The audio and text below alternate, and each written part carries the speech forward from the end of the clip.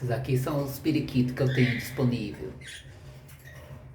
Deixa eu ver se tá passando. Essa da frente aqui, essa azulzinha, ó, é fêmea.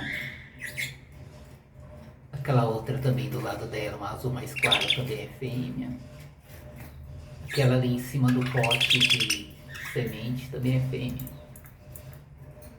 Tem mais essa amarela. Essa daqui da frente que tá no puleiro também é fêmea. Ó, fêmeazinha. A diferença, ó. O outro atrás é macho, ela tem a narina bem azul. E a fêmea é mais clara.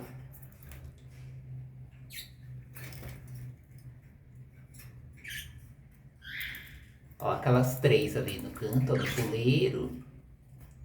Primeira, segunda e a outra cabecinha bem amarela.